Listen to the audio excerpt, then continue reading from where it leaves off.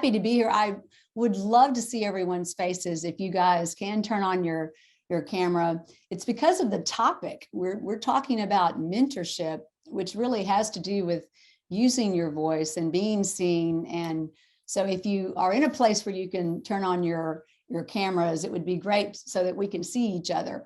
But I am Executive Director of Entrepreneurship and Innovation here at the College of Fine Arts. And before I came to the university, was in industry for 30 years as an entrepreneur and also an executive over different venture-backed startups, actually started in the high-tech industry.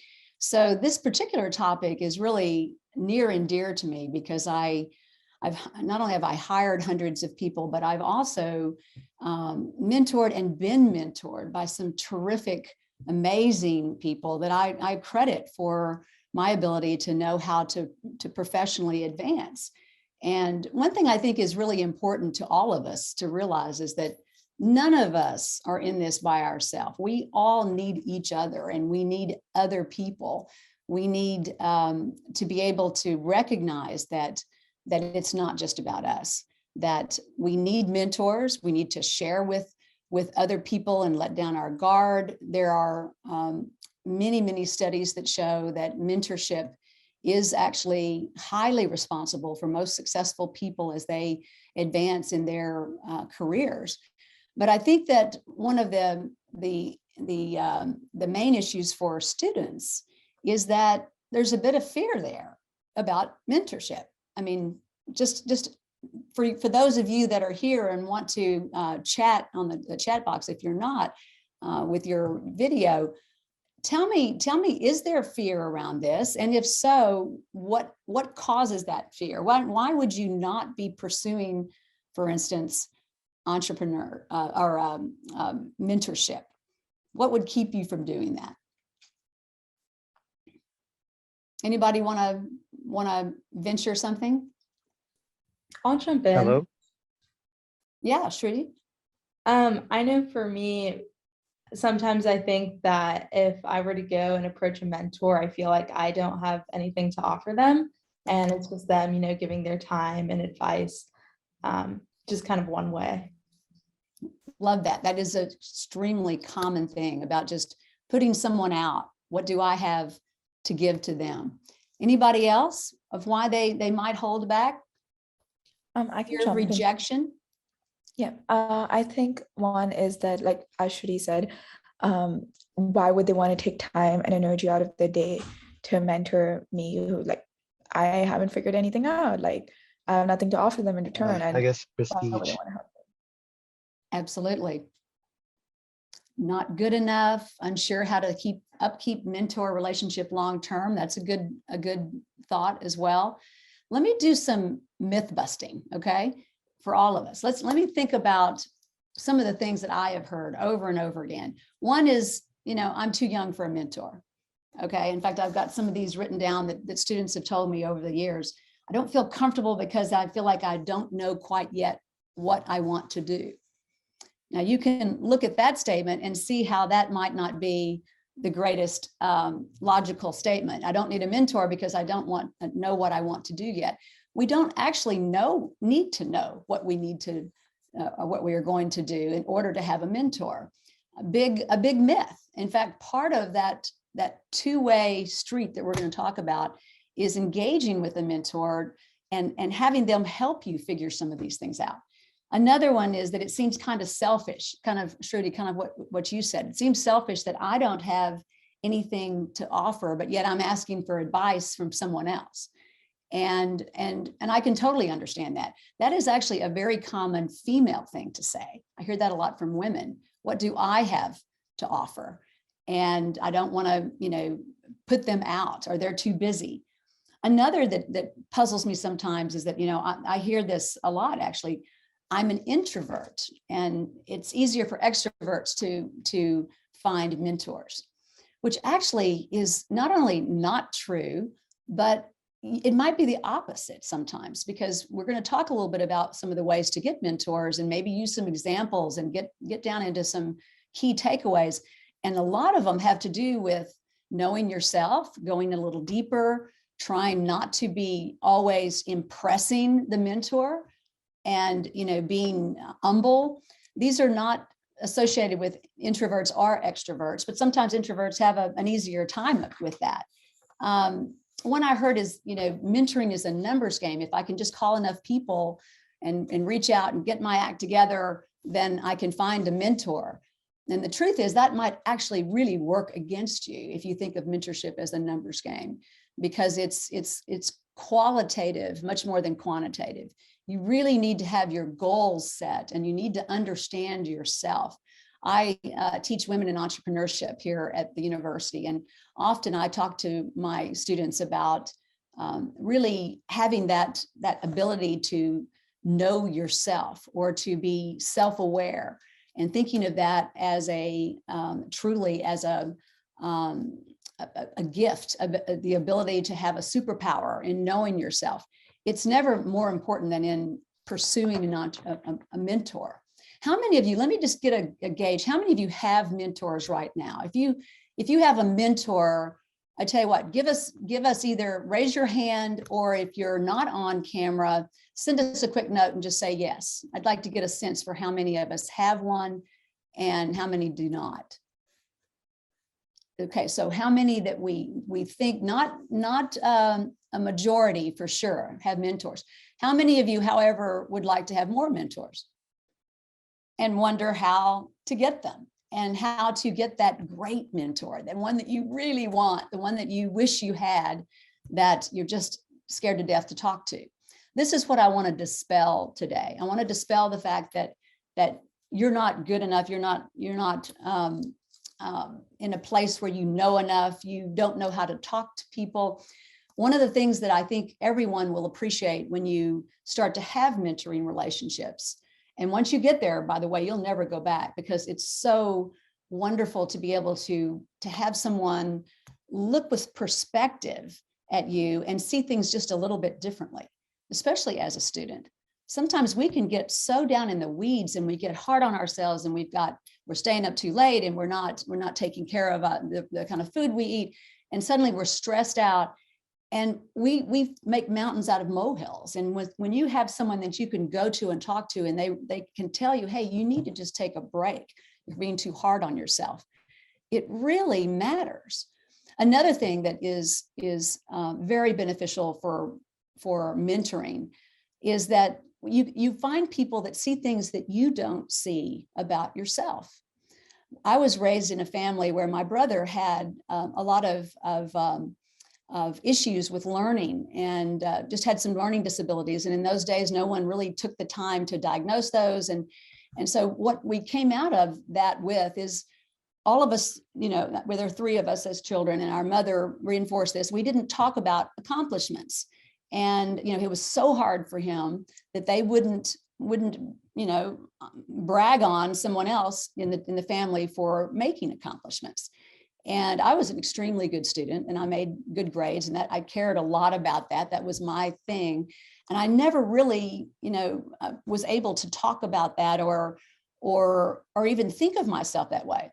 The good news is it made me fairly balanced in some ways, with not being overly arrogant, but it didn't enable me to actually know what some of my gifts were. So I remember my first mentor. It was an accidental mentor, which many of you will find. If you find yourself in a situation, someone says something to you and you're like, oh my gosh, please tell me some more. But this particular, I was in a very male-dominated industry in tech, and I was customer facing, and I was talking to some people, and I'm doing some things, and a woman was hired to be our VP of sales. And that alone wanted me to be around her, because she was the only woman, she and I both, in the entire organization of about 50. It was a very unusual situation. But I remember one day she told me, you are a natural leader. And she just said it kind of as a side. And that really was something that affected me. And I thought, really, what does that mean? I really didn't know at that time what to label it. It didn't occur to me the fact that I was president of this and, wanted to lead that and created that. I was very entrepreneurial, didn't know what that was either. I didn't know how to articulate it. And what's wonderful about mentoring relationships is they can see something in us and they can tell us where we might not be able to see it ourselves. We ended up being very strong mentor-mentee relationship. And as that thing goes, many times it switches back and forth. I became her mentor years later. And we would swap back and forth. We're 30-year-old friends, 30 years of a relationship. But what I wanted to say is the mentoring relationship is unique. It's worth your time trying to figure this out. It will help you to sustain, it will help you to grow, and it's not that hard. So guys, if you get nothing out of tonight other than this is possible for you, that's what I want you to hear, because mentoring relationships are everywhere around UT, around each of our colleges. We have opportunities to explore outside of those in professional organizations.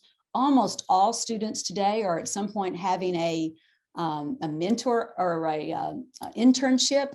Incredibly good opportunity. And Jamil, I loved your story. I'm going to ask you to tell that a little bit later on about how you really approached mentorships inside of internships, because you're right there and you're now enabled to see who's in the organization.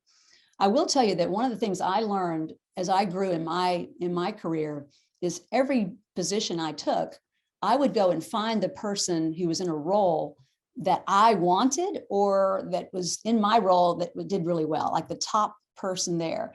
And I would go find a way to get a relationship with that person. And it paid off because I wanted to know what they've done. So think about it. What a mentor is someone who's walked down a path that you want to go down. That's all it is. They're walking down a path and they're going to share their experiences with you. Why would you not want to know that, right? They're going to help you avoid rookie mistakes. We all make mistakes. We all have failure. We all have those things that happen. But if you had the opportunity to miss a few, why would you not want to do that? And as we go into, I'm going to throw a little deck on screen and talk a little bit about some of these things. But as we go into the mind of the mentor, what are they thinking? What you're going to realize is they really are seeking opportunities to let other people know about the things they've learned. This is a need that those of us that have been around a while and have been helped by mentors and by the industries, we want to give back. That's a very strong drive to give back. You're just enabling them to be able to do that. So any questions before I get going? I will put up a deck and then we'll come back, and I'd love to just have Q&A. If you feel like you want to ask questions, if you feel like you want to give us a circumstance that you're dealing with, let's talk about it. Let's analyze it and figure out how you might make that approach happen. Okay, sound good? Yep. Let me go share my screen. While you're sharing that, Jen, I just wanted to ask also. I know many of the students are might be interested in how to establish mentorship or those types of relationship with either their instructors, right? Their the people here within their network, people like that, professors, because that's another resource for mentorship. Absolutely, and we're going to talk about how do you find a mentor. And where would you go? Where are the rich areas that you might go in? So let me go through here, and we'll cover some of those points as we go, Jamil. And I wanted to point out that this is a practice. It's something that you will benefit from by continuing to have this be a skill that you're learning as you go forward in your career. This is not just about finding a mentor. It's also about networking and beginning to have relationships that help to advance you in your professional life. So see if I can get this thing to advance for me. The agenda, just quickly, we talked about the misconceptions, but why does it matter? And then how do I become an attractive mentee? So think about this as a mindset. You're not just thinking about who am I supposed to go try to chase down to be my mentor. This is about being prepared as a mentee to be a mentor. There's some work you have to do. as well. And it's worth it. I almost named this Get Your Ask in Gear, ASK, because sincerely, that is what you're doing. You're creating an ask, and you're going to learn to do this. And the opportunity to develop these asks is a skill that you'll use throughout your lifetime. It gives you the practice to be able to do that.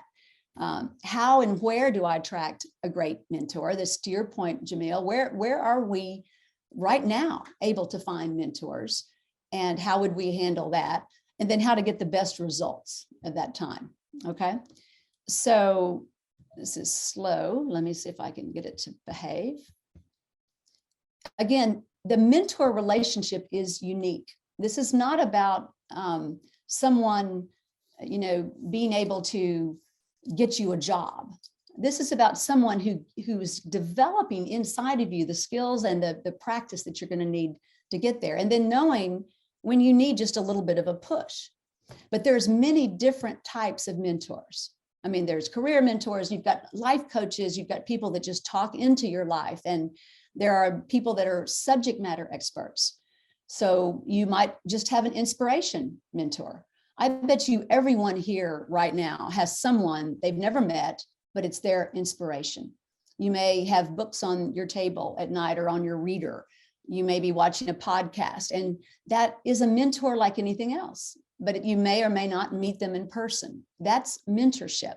There are formal mentorships, and I've put together and been behind different formal mentorships in companies. Once you get out of college, you might find something like that as well. But formal relationships are more about you set mutual expectations. It's really a very objective-driven, goal-driven process, which is also another type of mentorship. But one of the richest types of mentorships are informal. And when you start to have the mindset of developing these informal relationships, you'll know how much they can bring to you to get clarity on what you're wanting to do. And we talked a little bit about why it matters. Why do you want to surround yourself with mentors, and what kind of wisdom does that happen to share? But again, it's to keep you from making mistakes, provide perspective, reveal those hidden abilities, and it really builds your communications capabilities. If you're wondering, how would I articulate my needs? Once you get a mentor, that person also knows you don't quite know how to articulate these. So if you're prepared, and we're going to talk about what it takes to look attractive to someone like that, if you're prepared, they're going to come along and help you with that. I mentored a woman one time who said, I have a deathly fear, she's a student, of speaking up in class. She was able to let down and tell me that, and we worked on that together. That wasn't something that she had to be ashamed of. And it was hard for her. She was first generation, and she really did have a harder time speaking up in class, but she became more and more confident and realized in some ways she was overthinking some of the stuff. But see, as a mentor to her, and we're no longer in a lot of communication, but we're still friends. As a mentor at the right time, she was able to get past a hurdle that was really keeping her from moving forward. Okay, so how do I become an attractive mentee? This is one of the things that I think most students have the most trouble with. I'm going to show you first what it looks like, and then we'll go back and we'll figure out kind of how do you get there, okay? You have to show the mentor that you're really wanting to do this, that you want to work hard and you want to learn a lot. That's not that high of a bar. If you truly want to do this, you got to show them that. We're going to talk about attracting the mentor and getting them to sign on in just a minute. But what's important is that they see in you someone who's really coachable. So often we find that mentees want to impress you.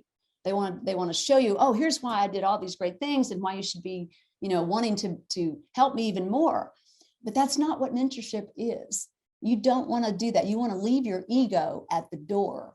You want to be very specific about what your needs are, and you're going to start small. We're going to talk about this in just a minute. You're going to find a way to build a relationship. As any human knows on this planet, we all are driven by relationships. This is no different. You don't just, email someone and say, do you know anyone, at Dell in this department that I can get a job with? This is not the way that mentorship is done. And it's a good thing. I think you're going to find that that's a very special thing, and that the relationship itself is special. Show by taking notes. When you're with someone and I'm doing a mentoring situation, I feel like they're really engaged when they're taking notes, and maybe you even see it on social media where they've learned something and then they post it. You're trying to show people that you're learning, but this is really satisfying and attractive for the mentor. This is now, they're at a different place in life. This is where they think, hey, I'm making a difference. I'm actually, something that I found out in my hard learned way is helping someone else. And don't take that away from them. That is a very strong pull. You don't know what that's like right now, but don't disregard the fact that many mentors are wanting someone to give back to. Now, they're not going to come out and seek you. They're not going to do that. That's on you. You have to connect with them, but they're more receptive than you think. I will go so far as say most of the professionals I know right now would love to mentor more, that they would very much be receptive to mentoring, but no one's coming to them. So take their advice, and if it's something that actually works, write it down, let them know about it. Next time you talk to them, you say, remember we talked about so-and-so, I did that and it worked. And oh my goodness, that really builds the relationship with them. When that happens for me, I can tell you specific people who really understand and know how to be a mentee, because they're good at that. They know how to come back, and they've written down the notes. They know how to tell you what happened. Be humble. Get excited about the gift of feedback. Okay, this is something we can learn in all of our classes and all relational things in general. Don't be afraid to say, how could I have done this better? What do you think? That is a gift, guys. And if you're in a psychologically safe relationship, which mentorship is, because if it's a healthy mentorship, then they will be caring about the whole person, and you will actually find yourself becoming very close to them. And when they give you feedback, that that that's something that you should take seriously. Wouldn't that be great to have someone like that actually cared? And you want to also respect their time, because these guys, all of us, are busy, super busy. So we're going to talk a little bit more about that in just a minute.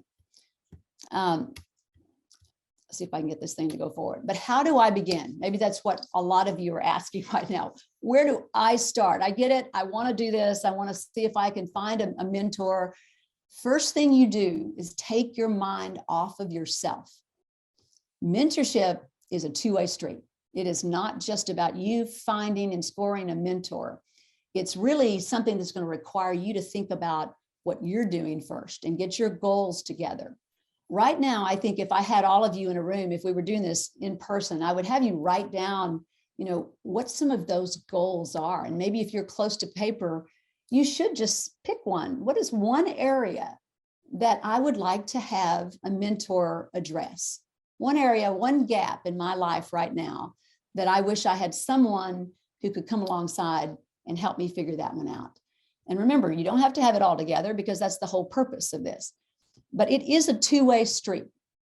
So understand what you need before you even send the email or make the call or try to ask someone to become your mentor or to talk about meeting them.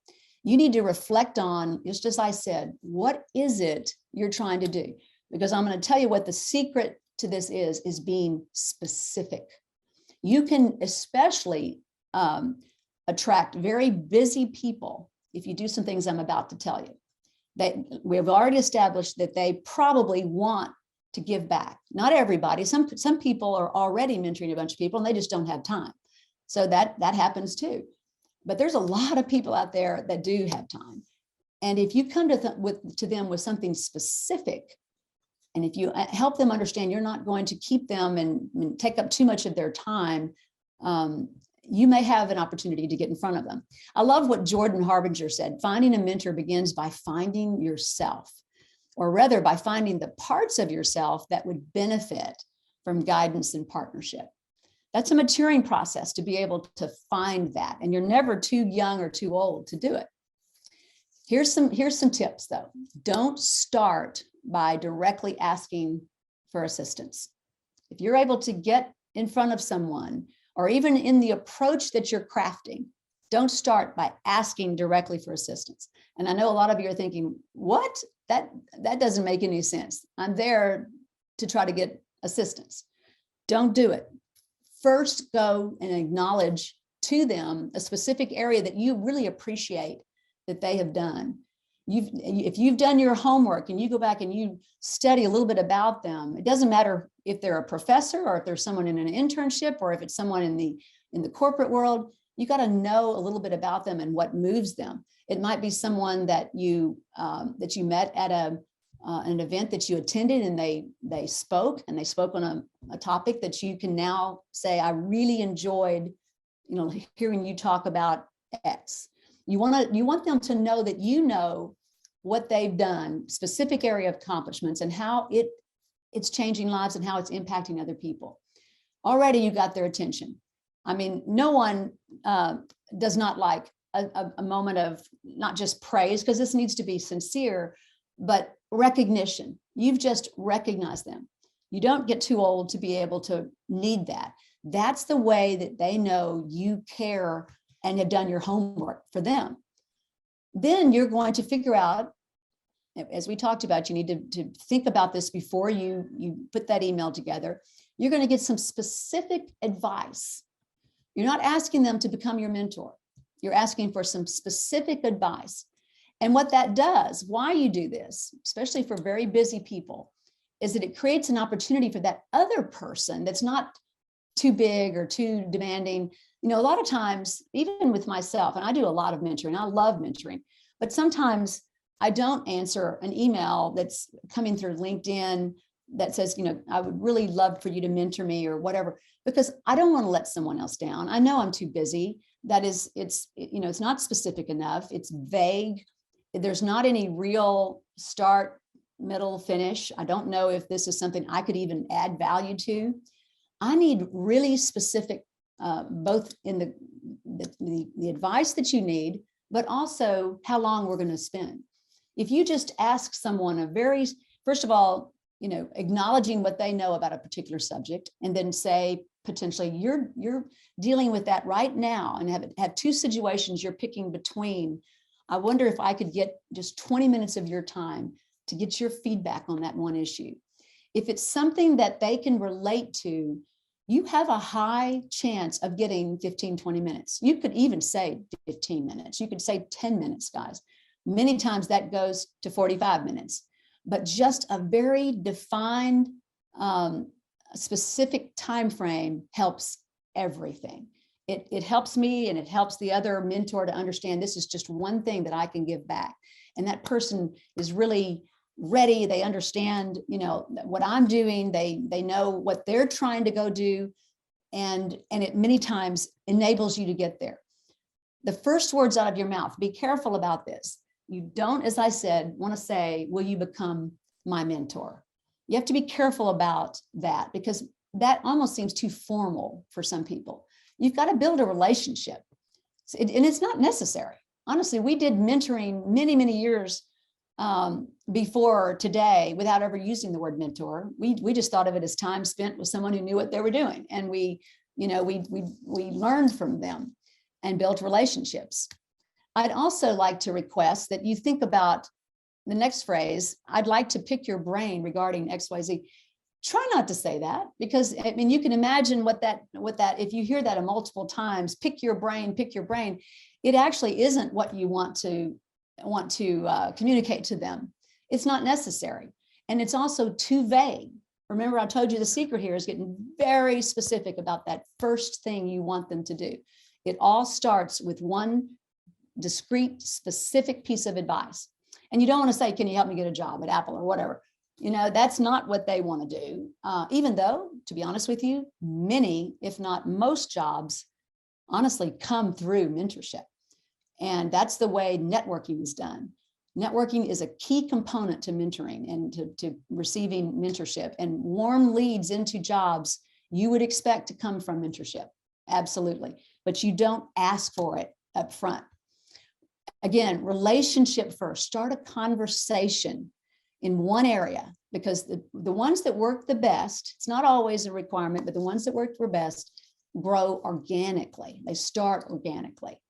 Now, there are some times that you get into things and people will accept your email, and maybe you don't know anything about what you're talking, about what you need, and you suddenly find yourself in a mentoring relationship.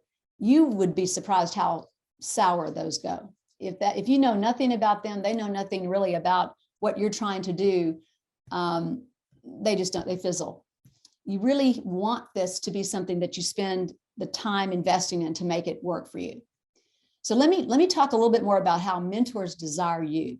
This is something that it is flabbergasting to me how little, especially students, understand that is a true statement.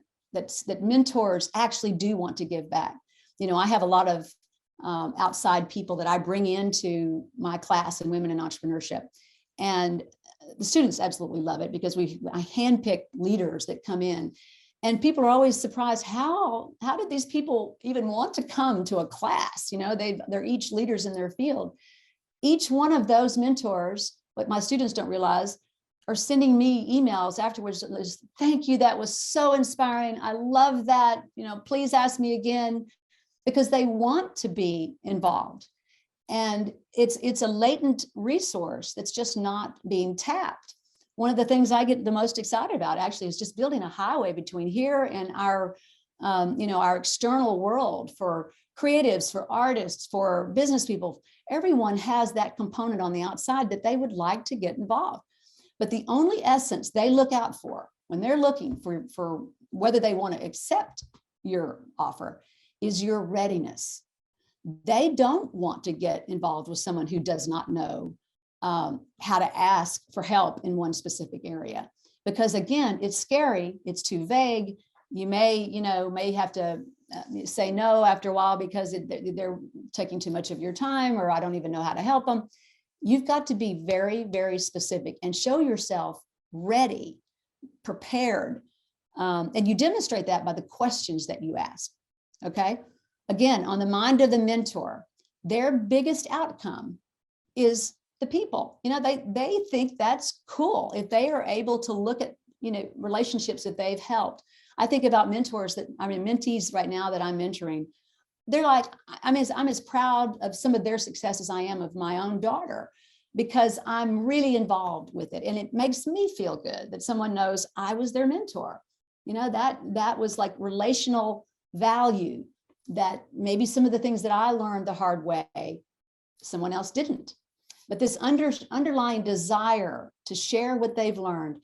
Another emotion they have is joy. If something they went through helped somebody else, there's joy there. And there's pride to see somebody else flourish and win. It doesn't mean you have to become some magnate or, have huge success. It just means you might have, like this one student that I mentored, you might have been able to speak up in class better. I really enjoyed that mentoring with her, because that success for her meant something to me. And it was very important for her. But I will tell you, they're super busy. They're protective of social capital. I'll come back to that in just a minute. And they don't want to overcommit. So you've got the one side saying, oh, they really want to do this. The other side is like, oh my gosh, I'm so busy. How do I make time for this? When I say protective of social capital, I'm talking about, do you guys know what social capital, I can't see everybody, what that means? That word social capital is important with mentors, because what it means that over time, you've built up in your reputation, the ability for others to know that when you might call and ask them to talk to someone or whatever, that they'll do that because they respect you. They know that you're not going to spend too much of their time. They know that there's a relational thing there. You've helped me, I'm going to help you. So you're very protective of that. If you're trying to come to them and say, I want to meet all these people, can you connect me to X and Y and Z?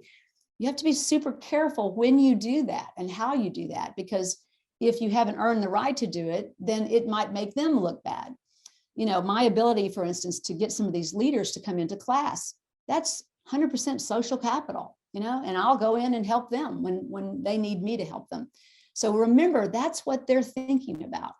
if you're going to make them be overcommitted and not be protective of their time, by the way, anybody can spend 15 minutes, right? 20 minutes if it was the right time of the day.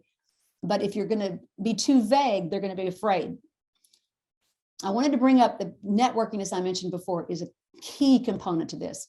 And I wish Jamil, another day, we need to do something on just networking, because there is a whole set of skills around, increasing that kind of network that you have already and don't even realize it, and keeping them active. But what your mindset, guys, should be is, what kind of value, since this is a two-way street, what kind of value can I offer them in exchange for all that I'm getting from them, their wisdom, their experience? And immediately I think you're already saying, oh, I'm upside down. I don't have enough value. If you just listen to what I said, you're ignoring their fact that they do want to help you, and they want you to be eager and help, oh, tell me more. They want you to come back and remember all the things that they told them. That makes them go about their day a lot happier. They're in a lot of them corporate jobs. They're bored. They wish they could be a part of a startup. They would love to help you to find your way, but you've got to think about it as value. For instance, I've had mentors. I'm sometimes on the board of different nonprofits, and I've had mentees email me and say, can I volunteer at this big event you said you were going to be doing at the Center for Child Protection, which is one of the boards I was on. Can I volunteer there? Or do you want to meet X person, because I know they cared about, whatever the situation that I was doing. In other words, what I'm describing is that you were knowing them and you're actually getting involved in their life, and you're volunteering, you're helping wherever you can give value back. Janice Omadeki, who is an entrepreneur here in Austin, was a mentee of mine when she first came to Austin about 6 years ago. And she was just so raw and so amazing. But every time we talked, she would write down everything we said. She would thank me. She would come back and send me a note and say, here's how I applied this. And then at the end, she'd say, what can I do for you? Is there anything I can do for you? And there wasn't anything, but I so appreciated that. We went through life together. She was the first African-American woman to raise $1 million in funding. She went through hurdles with her own mom dying. My brother died this summer. The first person to say something was, again, Janice sending me a note saying, I heard about your brother. This two-way street, you don't want to take for granted. We're different age groups. Obviously, we became friends because of the mentoring that happened, the specific things that she asked for right up front. Okay, I'm almost at the end, and we can interact on some of this, but come prepared. Here's what I would suggest, and I can share this deck, but try to always write things down and get a key takeaway from each session. This, Harvard Business has given us a lot of different studies around writing things down. If you write your goals down, they are 75% greater chance of them actually being achieved, believe it or not. And if you actually write them down and talk to a mentor about that, this is a study that was done, it's even greater. So if you agree on goals and talk to your mentor about goals, it's a staggering statistic to say that you will probably be more likely to reach those goals. If you hide them to yourself and you're embarrassed or you're not committed, then you're on your own. But finding a mentor for nothing else than just the accountability is worth it, guys. That accountability and that ability for them to push you a little bit and to keep you from being hesitant. So often that's the case with students. They're hesitant for many reasons. You're not going to get a chance to be hesitant when you have a mentor. So you want to set goals. You always want to be on time. Respect their obligations with other things. Don't get going and you've got this great session going and then you just keep going and you think you can just keep talking. If you said it's going to end after 30 minutes, go ahead and let it be the next session that you continue on. Prepare questions beforehand. And Jamil, I know you will in a minute be able to to give us examples of how this worked for you. But the only way to do this in reaching out when you're going out to get a mentor is to get some questions behind your belt.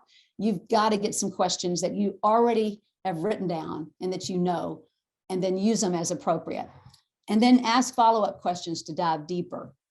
Here's some examples of just kind of cutting through and really starting to build that relationship very early on. You know, can you tell me a little bit more about the hardest leadership lesson you've learned? Or how did you embrace failure? I noticed that you've had all these things that have happened. You know, how can you help me in that? Can you tell me about a time when you had a difficult boss? How did you help me there? Or how did you handle it there? How did you build the skills of speaking so much and so well in front of you know, audiences? I need to have more of that. Well, you tell someone that and they're going to just love you because you've just now, you know, obviously given them a huge compliment and they really want to help you do that. And that's the kind of question you want to come up with. You want to also try to figure out an area you really need advice. You know, if you're trying to figure out as an artist to how to value your work and how to, you know, how to charge people, if you're a designer, these are specific things that you can work into a question. And how can I better manage people? Okay, so a couple more slides. Again, don't try to impress.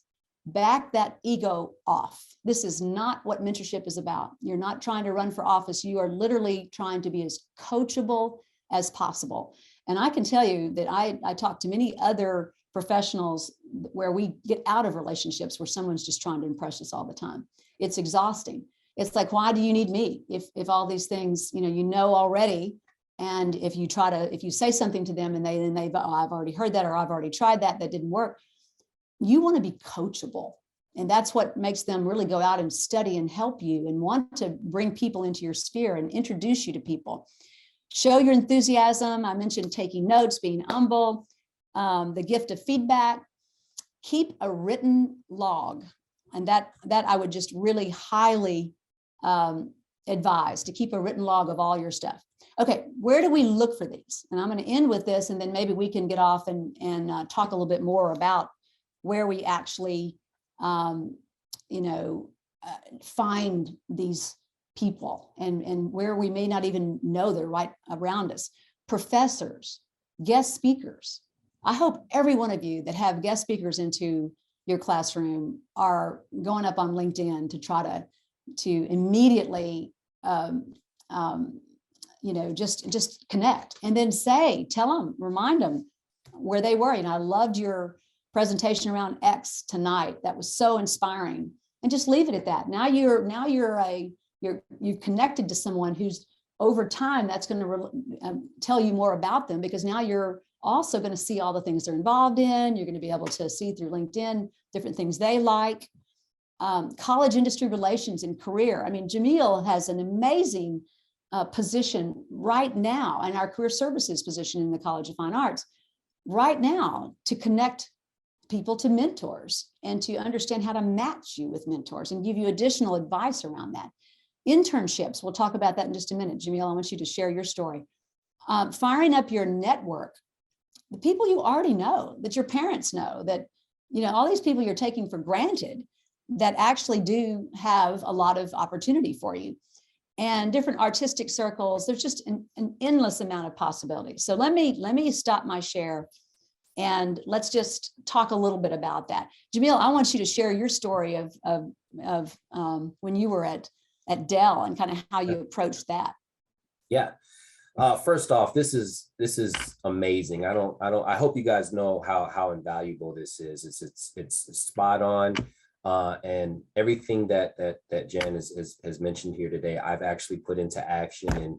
And believe it or not, it's one of the ways that I've stepped into this role that I'm currently in right now, as I get a chance to help you guys. So I was actually a Dell representative in my younger days, right after college. Believe it or not, I was an introvert. I was shy. I was very self-conscious.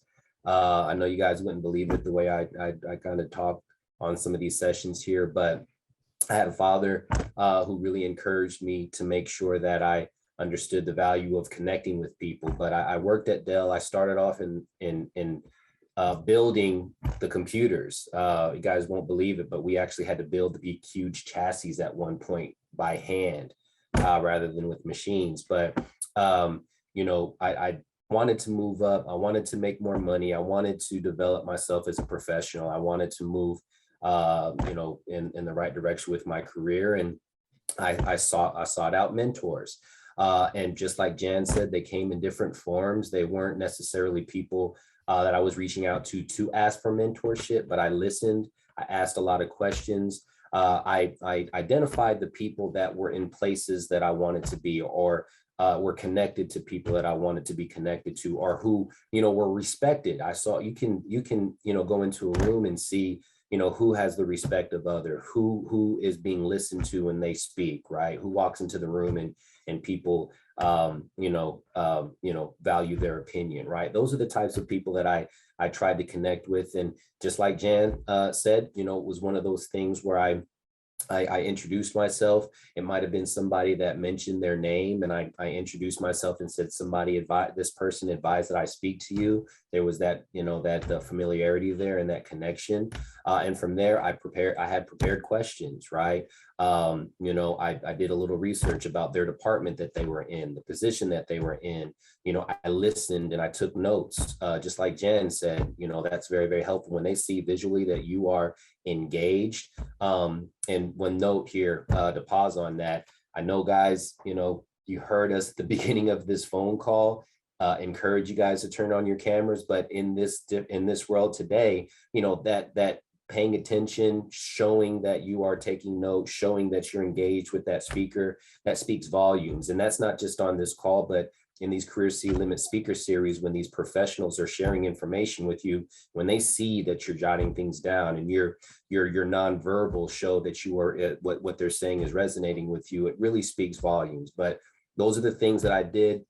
I would move up into positions. I would actually ask for one-on-one sessions, and I built those relationships. And when jobs came up, my name came up because people know who I was. People knew exactly what my intentions were, what my goals were. I love what Jan said as far as writing down your goals and also speaking to your mentors, or speaking you know, those goals into existence with people that you respect and that you feel that can give you some good insight, because that does help you move forward. But again, it was just a matter of me trying to be a part of those conversations by expressing, you know, who I was and what I wanted to do and what I was, you know, were, you know, some things I had opportunity in, things, you know, I definitely checked my ego at the door. I was very humble because as accomplished as I thought I was, I wanted them to know that I was an open vessel and that I was continuing to want to learn. Even today, right? I'm constantly looking for mentorship with those who are in positions, you know, that I want to be in, right? I want to be more articulate. I want to be more influential with you guys. I want to be as effective as possible with you guys. So I'm going to be quiet. But I just, this type of topic is huge for me as it relates to just success in whatever industries you guys are looking to pursue, because Jan is spot on with the approach and how to effectively get, you know, those people on your side and uncover opportunities for your career. So that's it. Well, that's awesome. Let's have some questions and see if there's anything specific that we can talk about together, because another form of mentorship, by the way, is group. So what we're doing right now is group mentorship if we talk. Yeah, Louisa. I think Rifa had her hand up first, but I don't mind going. Oh, did you have your hand up? Yes, I did. Oh, yeah. I don't see another. Okay, maybe I'm not looking at that, but go ahead. We'll get to them. Okay. Yeah, well, first, I just wanted to thank you, and also Jamil and Isabel and everyone who helped set this up.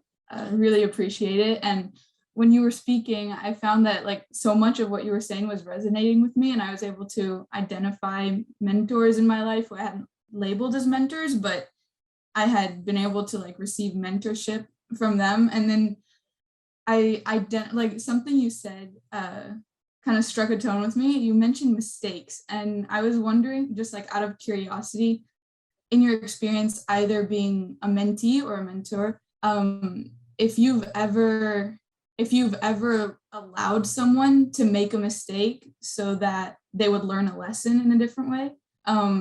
Just out of curiosity, if that's something that you've ever intentionally done, or Yeah, allowing them to make a Um, mistake. I think probably if I had it within my power to, give them some advice so they wouldn't make a mistake, I probably would have given it to them.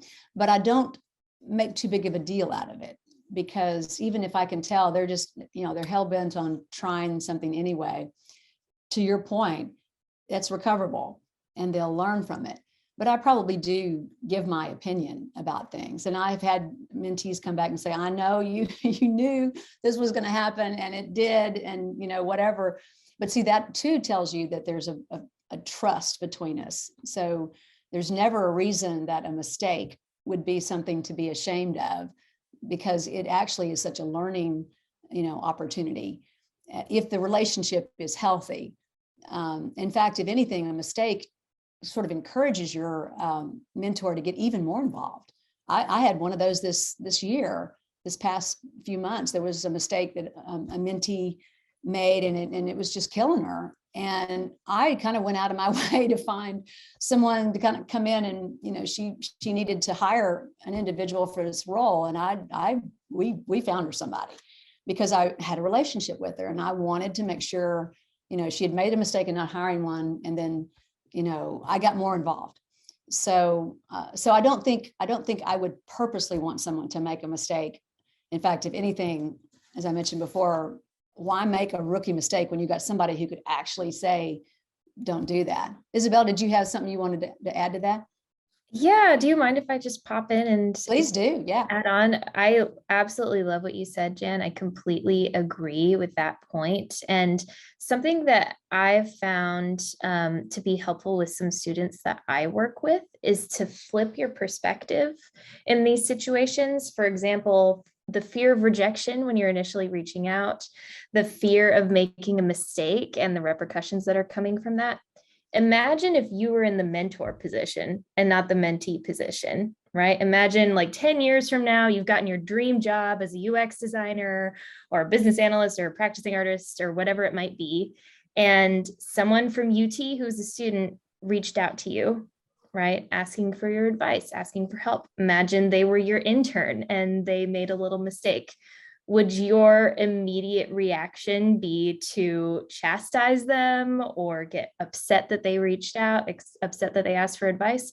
No, you would want to help them, right? You would want to give back. So just imagine that flipped perspective, and sometimes that'll help you recover from those mental blocks and make that initial jump to reach out or to ask for feedback if you made a mistake and you're scared to confess to the mistake. I love that. I love that, Isabel, because you're using empathy, and it is that empathy that enables these things to work.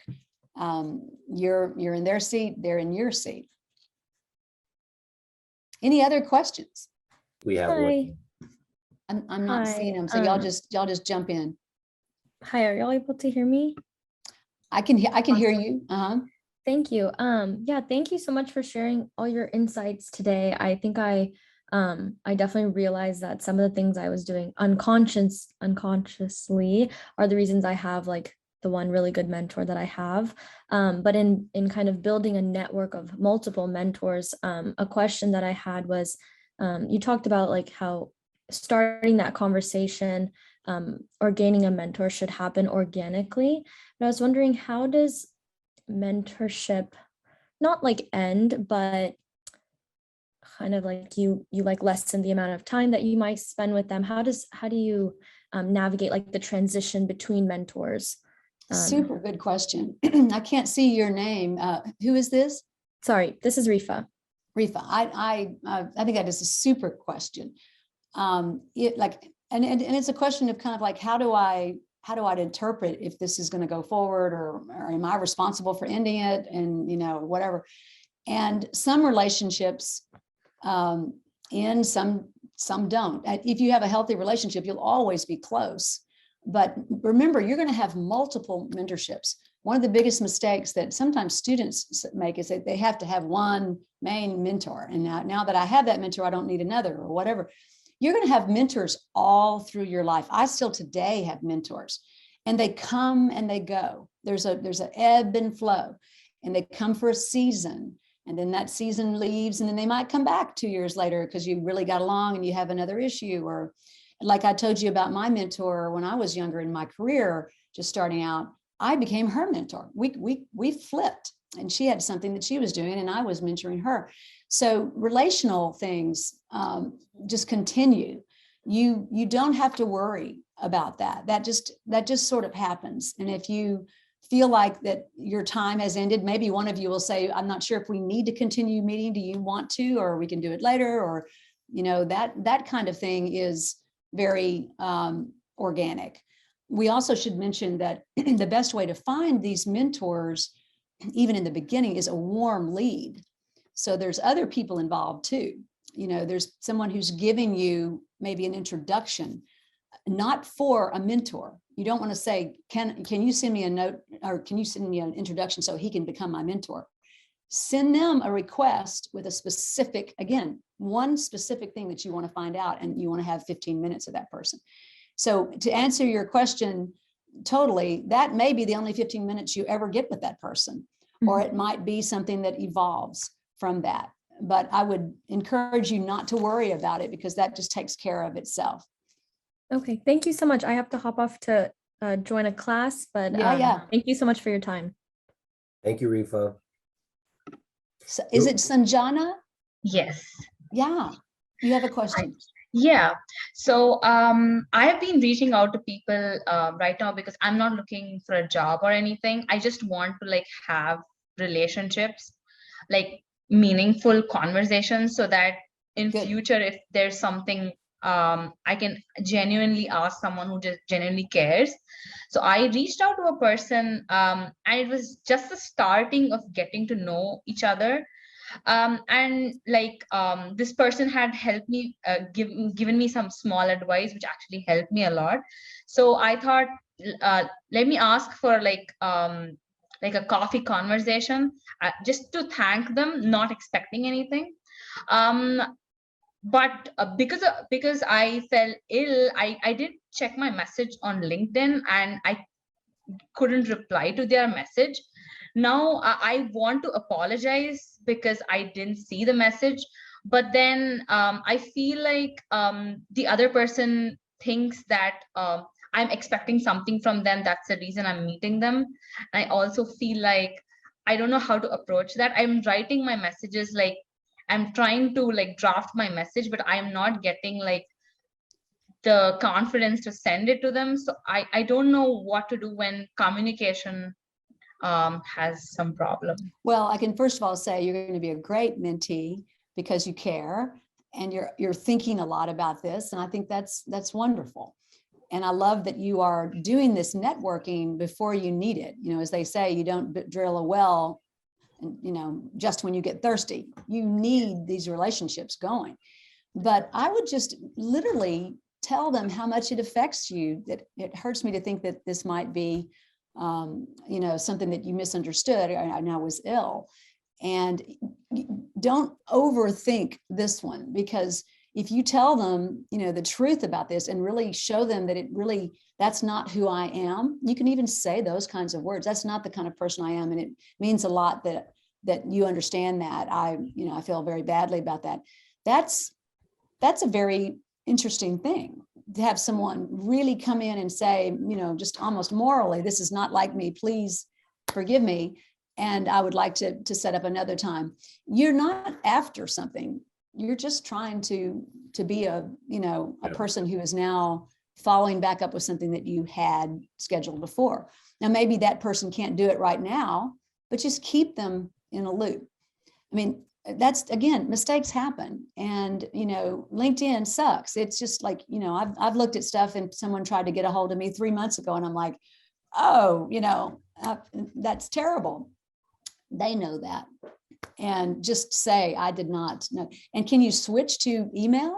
Is that an option? I will have to ask them about it. Well, you might not want to ask that too. Just take right now, ask later, but right now, just focus on, you do not want them to misunderstand and, I had fallen ill and I'm not that kind of person. It's important for me that you know that.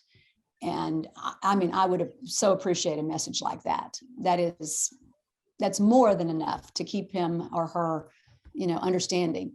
I don't know what y'all were going to be talking about or anything else, but I just think that your thoughtfulness here is very impressive. Yeah. I might add too, I wouldn't overdo it either, right? I think taking Jen's advice is exactly what you should be doing. But then there's that you get to a certain point sometimes when a message comes that way where it's almost they overdo the, being. Then it makes it look like there's something going on there. Exactly. Yeah. Yeah. But it is interesting though, when you say something about yourself, I wouldn't want you to think I'm someone like that. Mhm. That tells you about your character. Yeah. And that's not overdoing. But you get your 2 sentences or whatever you craft it down to, and let it be very authentic, and take it from there. Thank you so much. And Marianne, I think you had a question. Yes, hello, can you hear me? Yeah, I can hear you.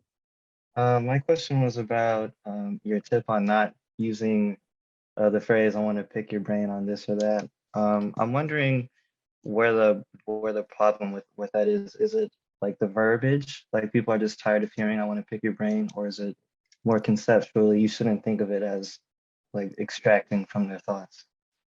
Well, it's not something that is wrong.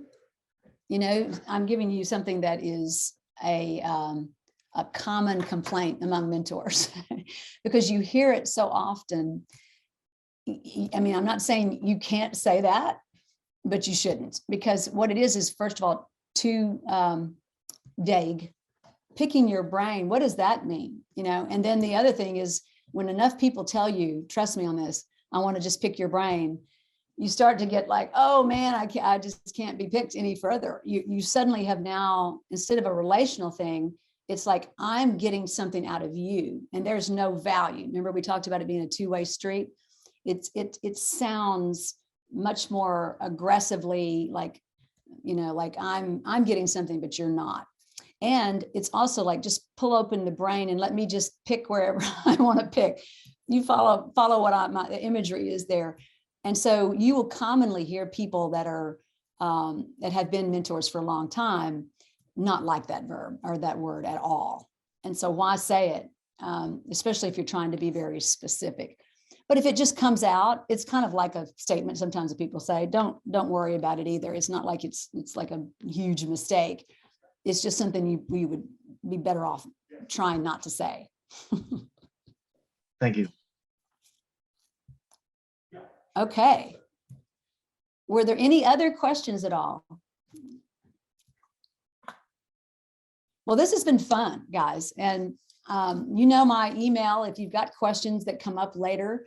I hope it started you to thinking about, this is actually something that I want to spend a little more time developing and working, and maybe pick some areas that you feel like could be, useful to have a mentor, and really pursue it. Not just wait, but actually pursue it.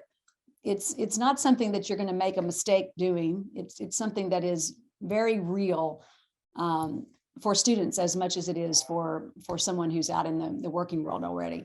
And the more you learn about how to do this, the more prepared you'll be later on when this is critical inside of your working world, because you're learning skills that now will become natural for you later on. So Jamil, I'll give it back to you. Yeah, I think we actually have one more question if you're willing. Oh, we do? I just can't see it. So yeah, it's okay. Louisa, you got another question? Yes. Yeah. Oh, there you are. We appreciate you guys sticking around and hanging with us. This is awesome. Go ahead. Yeah, I just don't want to take too much of your time. If there's no, that's all right. That's fine. Yeah.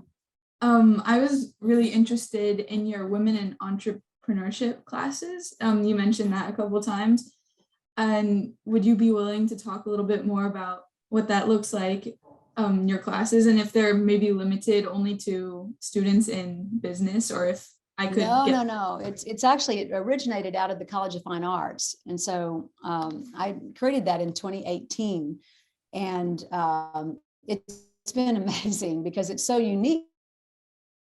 We flip it so that it's really told from the woman's perspective. You know, when you think about the entrepreneurial journey, what is it like that a woman has to go through when she's raising money or when she's taking a risk or whatever? And I was an entrepreneur for 17 years, so I can tell you it's a very different process. But we started that early on, and we've developed now into where we launched with an amazing donor. You've heard Kendra Scott, you know, the institute that we've created, the Women's Leadership Institute. Now I'm teaching this with Kendra. We've come together and we're doing it physically over in her headquarters. And we're just having a great time. It is open to all students, all classes, all schools, but it is a application only. And so, you know, if you're interested, you should just send us a note. And you know, when we go back out to register in the spring, you know, there's a little application that basically is easy as just saying, why do you want to be a part of this? You know, do you have entrepreneurial leanings? Do you know, there's a number of things that you would get yourself together on that. And it's fun. I mean, we do have a good time, and we talk about things that aren't being talked about somewhere else. We just finished a class on self-advocacy. It's really tough for women to, and very tricky for women to, you know, own their strengths and talk about it in front of other people. And we always have, by the way, guys, you know, 2 men. I don't know why, but there's been 2 men in almost every single class. And we limit the class to 30, but there's always 2 men, and they have really a good time because they get this different feeling about what, you know, what life really is, but they also learn how to think about things sometimes from what a woman is having to go through, and why, for instance, women don't speak up sometimes in classes. That's a big deal. They don't. And sometimes for reasons that men don't even realize, they just don't want to seem too smart. I mean, I'm being honest with you. There are women who will tell you that they don't know if they're sounding arrogant, and you know, they don't answer too many questions because they don't want to sound like something where they would get, you know, a negative feedback from others. And we're just redefining what an entrepreneur looks like and what they are. We're redefining what a leader is. We are really understanding how to get surrounded by role models so that you can actually see other women, lots of other women who are successful and who are in you know, positions where they've launched companies. So it becomes accessible to you. And then at the end, I have a 5-week sprint where we literally go launch a company. So we develop teams, and we launch a company, and then have a kind of a Shark Tank at the end. And Kendra's a part of that. And it's just a lot of fun. If you're interested, Lisa, just, you know, send a note and be sure you're watching for when that comes available. And we're holding another in the spring for next year. Great, thank you. I'm so interested in that because so I'm in the design program, and so I've been like trying to find ways I can apply projects, you know, in design. And a friend of mine and I are doing a design project, and one of the opportunities for funding requires us to brand it as a product. So that kind of side of the project just kind of sprung on me, and so I've been deep diving into the marketing side of like, how do we make this look appealing to an actual market, and how do we design it for people out there? Because we were designing it for ourselves, I'm going to be honest with you. And so now we have to figure out, how do we change this, you know, to reach people? So that's why. How do you take a creative product and sell it? It's not just about the design, is it? It's about also now, how do you actually get, you know, market it and get customers and feedback and yeah, it's that whole completed process. We've done a lot of things on design meets entrepreneurship. That, you know, that marriage is phenomenal, because it you know, you have all the customer first radical obsession with whether someone needs something and what it should be designed like, and you have all of that, but then you also take it further and you figure out, how do I actually bring this to market? And how do I create a sustainable company? And what is the business model for it? And I think that the two of them together, we should be doing a lot more of. I would love to see more of that. But our, some of our best students are designers. Lisa, if you ever wanted me to put you in touch with some people, you'd love them. They have a lot in common with you, and they are just killing it. They have a great time. Some of them are actually working for the Institute, for the Kendra Scott Institute now, and out with even, with other positions that are both entrepreneurial and intrapreneurial. But they learned the courage to do that inside this class, because it takes a little bit of courage to think of yourself as an entrepreneur, right? That's something creatives are very slow to say. They just don't like that word, but we demystify that in that class, and you start to really be proud of it. Thank you so much. Would you mind if I sent you an email? No, absolutely. Come by and see me sometime when I'm over in the Kendra Scott Student Center downstairs. Great. Thank you so much. All right, guys. Well, it's been great. And, good luck with all of this. Give it a try. Keep learning. It's a good day. We're all beginning to get back in person. We're feeling pretty good. The weather is getting better. So this is going to be an awesome semester. Thank you so Thanks much. for inviting me, Jamil. Of course. Thank you so much for speaking with us. Have a wonderful evening, everybody. I know it's cold outside. Stay warm and stay safe. Take care. Thank you. Thank you.